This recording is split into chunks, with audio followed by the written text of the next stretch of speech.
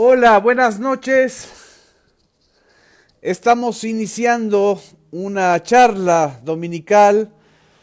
A quienes estén conectando a esta plática, les doy muchas gracias por su tiempo, por su interés. Hace ya varios meses, semanas que no hemos tenido los Facebook Lives, las posmañaneras, el trabajo de la construcción del Canal 14 y de los sistemas públicos de radiodifusión, pues lleva su tiempo y bueno, antes que nada, les recomiendo ver siempre el Canal 14. Muchas gracias. Creo que ahí estamos haciendo una apuesta por una televisión pública, con información y con polémica, con análisis, lo más, pues, lo más público que podamos. Estamos haciendo un trabajo para ustedes, para las audiencias. Y las plataformas digitales, y en especial esta cuenta con tantas y tantos amigos, ciudadanos, la mayoría no conocidos, pero que compartimos a veces puntos de vista o la necesidad de informar. Les doy muchas gracias y la bienvenida. Estoy viendo aquí sus saludos de Alejandro Noriega, de Pedro Hernández que se está sumando, de Atenea Flores, de Ana María Vázquez, gracias, de Miguel Ángel Rivera que está sumándose, de Alia Krajay, dice de... Ahí hay una crítica que no entiendo, pero bueno, no entiendo el nombre de la persona. Manelik Alberto desde Tampico, Gabriel Aro Bañuelos, muchas gracias. A querido José Cisneros, que sí conozco muy bien, gracias. Porfirio Díaz Fonseca, gracias. Alicia Yarto desde San Pedro Coahuila, Ángel Castillo también desde Nashville, Texas, Graciela Trueba, Nahum Lara, radio escucha de Arbolovento, dice. Muchas gracias, buenas noches también a Isaí Moctezuma, María Elena Gómez Rojo, desde La Paz, Baja California Sur, Guadalupe Flores, que también está sorprendida del retorno de este tipo de transmisiones, Ana María Vázquez, muchas gracias, José Luis Martínez, Isaí Moctezuma. Estoy dedicando este tiempo a saludar a todos y a todas porque creo que nos lo merecemos un reencuentro, una especie de activación otra vez de la comunicación. Y bueno, no podríamos cerrar este 2021 sin hacer un breve análisis o una reflexión junto con ustedes sobre lo inminente que son los 3 años del gobierno de Andrés Manuel López Obrador el próximo 1 de diciembre. Este miércoles 1 de diciembre, el presidente Andrés Manuel López Obrador cumple 3 años de gobierno. Y lo que nos llama a la reflexión es que es el primer gobierno desde muchas décadas atrás que llega al poder presidencial desde abajo, sin influyentes, sin ser un tecnócrata de las altas esferas y de la élite mexicana, mucho menos un empresario como o gerente como lo fue Vicente Fox, el padre de aquella mal eh, malhadada o malograda alternancia, porque cayó a final de cuentas en un fenómeno también de corrupción y de repetición de los vicios, a veces incluso agravados, del priismo. Tampoco López Obrador es un personaje como Felipe Calderón que se hubiera aliado con sus propios adversarios del PRI, como fue la maestra Elbester Gordillo, y que se hubiera puesto al servicio de las grandes compañías energéticas transnacionales, que ese fue el caso de Felipe Calderón, para llegar al poder, haya sido como haya sido. Y ni comparación con Enrique Peña Nieto, que nosotros analizamos durante muchos años el fenómeno de la construcción de telecandidatos y telepresidentes, que a final de cuentas acabaron en lo que acabó.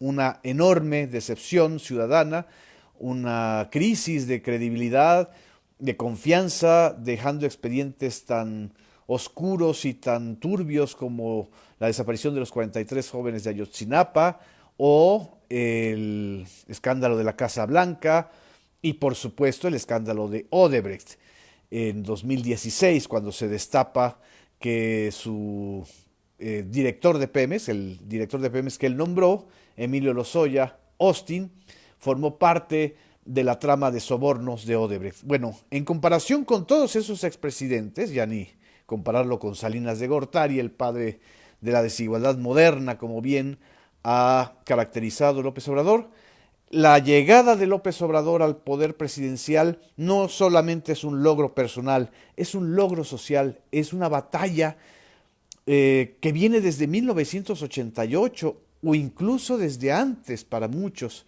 La victoria de López Obrador es esa victoria que se estaba esperando de un candidato que viniera de un movimiento ciudadano democrático de izquierdas, que pusiera el acento en los más necesitados desde 1988, desde que el ingeniero Cuauhtémoc Cárdenas rompe con el PRI y forma la corriente democrática. Después es candidato presidencial 3 veces y pierde finalmente en el 2000 frente a Vicente Fox. Y en el 2006 y en el 2012 López Obrador también fue un candidato presidencial de muy amplio respaldo popular, pero por un lado hubo este fraude del 2006, que hay todavía quienes dicen que no fue un fraude, pero bueno, esto es tema de otro cantar, y el triunfo de Enrique Peña Nieto, es decir, la recomposición de la cleptocracia priista, sobre todo de la cleptocracia más poderosa que fue la del Estado de México, que solo duró 6 años en el poder, porque Enrique Peña Nieto a final de cuentas demostró que la tele puede construir personajes populares efímeros, pero no buenos gobernantes. La popularidad de Andrés Manuel López Obrador a 3 años de su llegada es otra marca sustancial. Y la popularidad no es la popularidad construida por Enrique Peña Nieto a golpe de dinero a los medios masivos de comunicación. La popularidad de Andrés Manuel López Obrador no es el resultado de una operación de dinero a cambio de menciones positivas. Tan no lo es que cualquiera que lea los periódicos de la Ciudad de México, el 80-90% lo critican, no solamente lo critican, lo insultan, lo casan, lo convierten en el personaje de sus primeras planas, pero siempre criticándolo, nunca entendiendo, nunca analizando más allá de sus fobias, de sus filias y de su evidente gana de que el gobierno fracasara.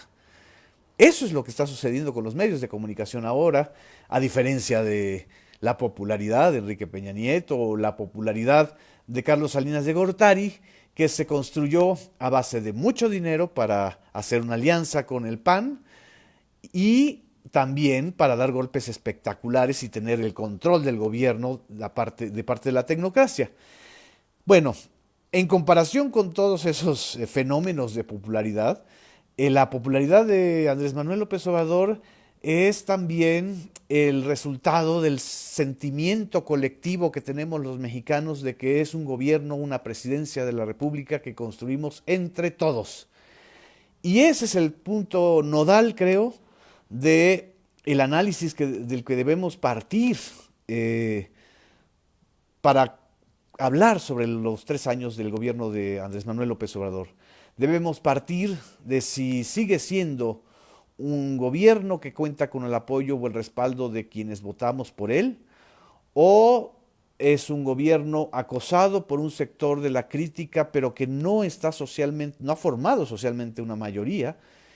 Y la tercera reflexión es qué es lo que hace que la aceptación de Andrés Manuel López Obrador a 3 años de gobierno y con toda la ferocidad que ha habido en los medios, en las redes, para atacarlo, para cuestionarlo, para estarnos anunciando cada semana, un día sí y otro también, que ya viene a la baja López Obrador. Al contrario de lo que han pronosticado, de lo que han dicho, López Obrador en estos momentos, según la encuesta del periódico El Universal, que no es ningún periódico aliado, mucho menos es un periódico que le deba dinero al gobierno federal o al presupuesto público federal, es una encuesta que realiza a través de Alejandro Moreno, la casa encuestadora, le señala o señala que hay un repunte de la popularidad de López Obrador entre septiembre y noviembre de este año. para pasar del 62% de la aprobación en en agosto de este año, al 68% de aprobación en octubre de este año. Es decir, creció 6 puntos porcentuales. Y el índice de rechazo, que llegó a ser del 34% en mayo de este año, saliendo de la pandemia y antes de las elecciones del 6 de junio, fíjense, antes de las elecciones del 6 de junio, el índice de rechazo de López Obrador o al gobierno de López Obrador llegaba al 34% y bajó a 27%, es decir, 7 puntos menos. ¿Qué quiere decir esto? Que en primer lugar el proceso de elección federal del 2006, del 2021, perdón, de este año, del 6 de junio del 2021, a pesar de las tragedias como la caída de la línea 12 del metro, de errores en las campañas, de el ataque clarísimo de un sector de los comisionados del INE para vetar a ciertos candidatos y candidatas de Morena. A pesar de eso, ganó la mayoría en la Cámara de Diputados, una mayoría menor que la del 2018 en términos numéricos, pero muy importante. Y a pesar de eso, se ganaron casi todas las gubernaturas, se ganaron 12 de 13 gubernaturas, prácticamente todo el Golfo de el Pacífico, perdón, y ahora el Golfo de México. Falta saber cuál va a ser el desenlace en Tamaulipas, pues están en el partido movimiento que creó López Obrador y que con todos sus errores, con todas las deficiencias de quienes militan en ese partido, yo no milito en Morena y no es necesario militar en Morena para apoyar la transformación del país. A pesar de todo eso, sigue siendo la opción mayoritaria y para el 2022 se plantea o se observa que de las 6 gubernaturas, solo en una perderá Morena, que es la de Aguascalientes. Es muy probable que gane en Quintana Roo, que gane en Tamaulipas, que gane en Oaxaca, que triunfe en Hidalgo. En fin, ese es el escenario para el próximo año. Y Durango, no sé cómo pinte el escenario muy bien, pero el hecho real es que es un movimiento en ascenso. ¿Qué quiere decir esto? Que a 3 años del triunfo de un candidato surgido de la insurrección ciudadana por la defensa del voto y en contra de la corrupción, a pesar de eso, perdón por la tos, a pesar de todos esos ataques, lo que está sucediendo es que los críticos no están entendiendo a la sociedad mexicana, no están entendiendo el punto de partida para que lleguemos a estos 3 años de gobierno con un claro respaldo de la sociedad mexicana. 7 de cada 10 encuestados por el Universal prácticamente están apoyando al actual gobierno de Andrés Manuel López Obrador, y eso que estamos hablando de una encuesta que es muy probable que no sea completamente favorable al gobierno federal. La encuesta de Mitofsky habla de un 65% de aprobación de Andrés Manuel López Obrador, menor, pero sigue siendo y sigue demostrando una tendencia de recuperación después de mayo y junio. Quiere decir que la estrategia también para enfrentar la pandemia del coronavirus, que es la peor, la peor pandemia en los últimos 100 años que se ha enfrentado la humanidad y que ha tirado gobernantes como Donald Trump, buena parte de la derrota de Donald Trump en el 2020 fue producto de su manejo de la pandemia del COVID-19. Y es muy probable que también Jair Bolsonaro caiga en Brasil precisamente por esas razones. Y las popularidades o las aceptaciones de muchos gobernantes en muchas partes del mundo se agudizó precisamente por la pandemia del coronavirus. Y aquí también hubo un ejército de críticos en los medios, una especie de amlofobia trasladada al doctor Hugo López Gatell con unas dimensiones de enloquecimiento y de odio que pocos funcionarios en este país han recibido. Es decir, no necesitamos hacerle un homenaje o ningún monumento al doctor Hugo López-Gatell porque, entre otras cosas, él es un epidemiólogo y estaba asumiendo su trabajo como epidemiólogo. Pero lo que no puede ser es que haya toda una operación maniqueísta de la opinión pública para decir que los muertos del COVID son responsabilidad del doctor Hugo López-Gatell o de Andrés Manuel López Obrador. Pues entonces, ¿por qué no decimos los muertos del COVID en todo el mundo son responsabilidad de López Obrador? Es decir, es tan ridícula la crítica y el cuestionamiento que eh, que lo que hace a final de cuentas es que impera el sentido común. Y el sentido común de la gente es, bueno, es una pandemia global.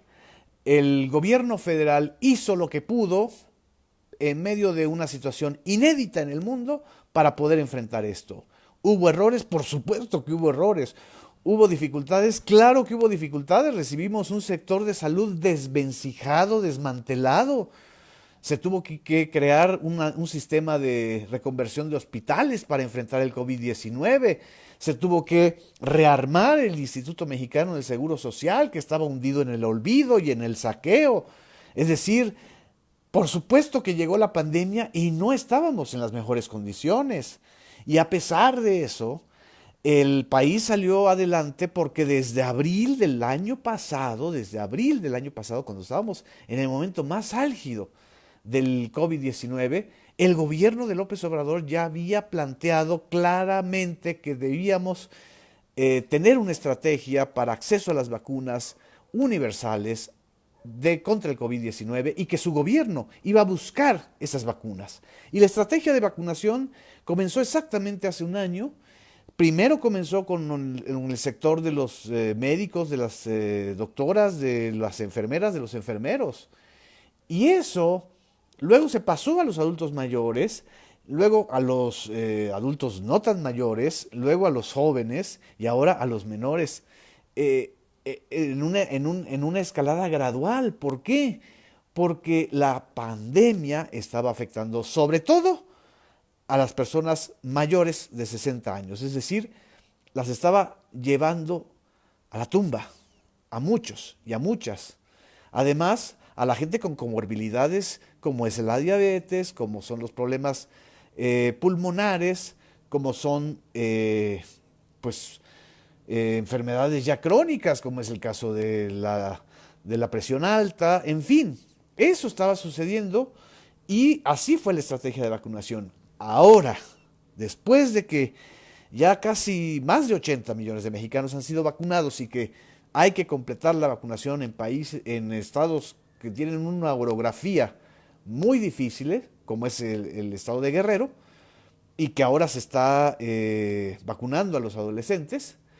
Este tema de las vacunas ha sido apoyado y reivindicado pues, por la sociedad mexicana, porque lo estamos viviendo, porque a final de cuentas perdimos a muchos seres queridos, perdimos a muchos colegas y compañeros de trabajo en el peor episodio en la historia reciente mexicana, mucho peor que la guerra contra el crimen organizado.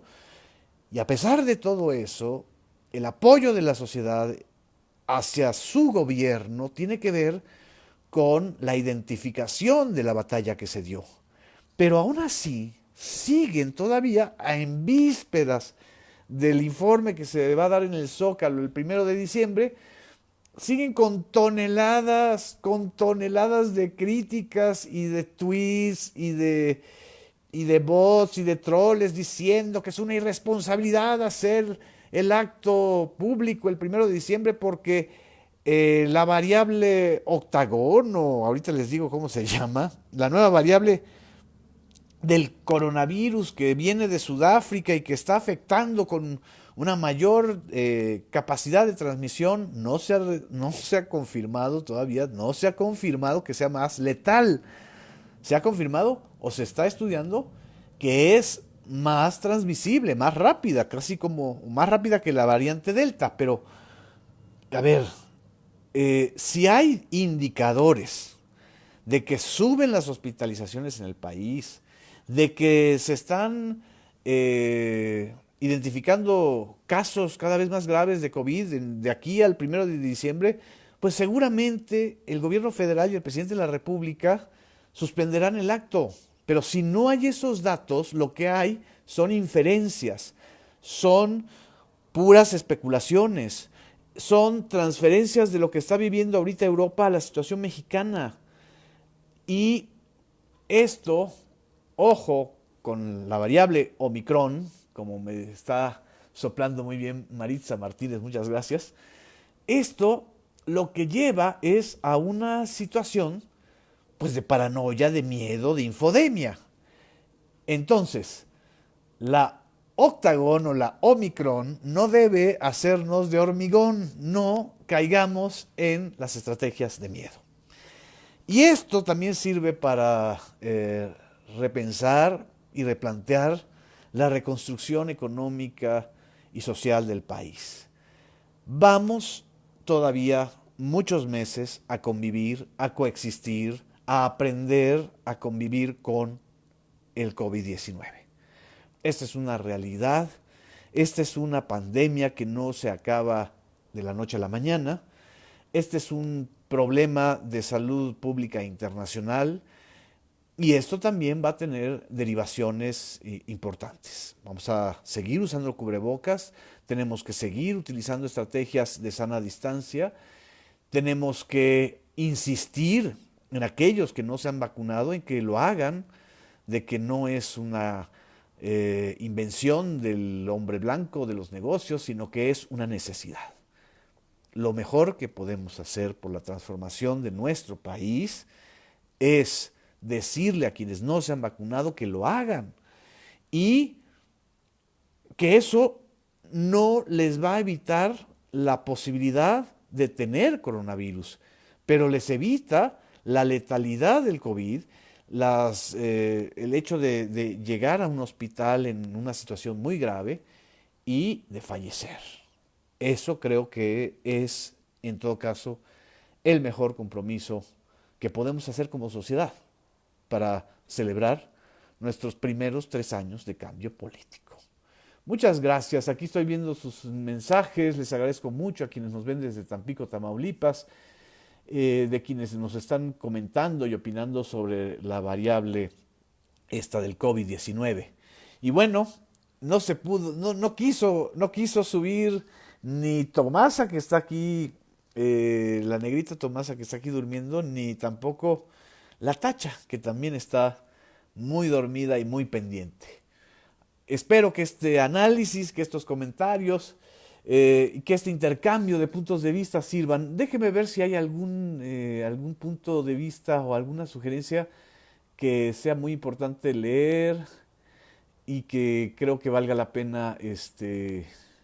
Dice Guadalupe Flores, el país necesita de todos, cuidemos la salud cada uno. Y también aquí me están burlando por lo de Octagón, es Omicron, pero es Octagón también. Parecería Octagón. Dice Ángel Mejía, no va a pasar nada, no te preocupes, y si pasa, el presidente tiene capacidad de resolver. Y el sector salud, o sea, confiemos en nuestros doctores. En fin, aquí estoy viendo sus comentarios y les agradezco muchísimo.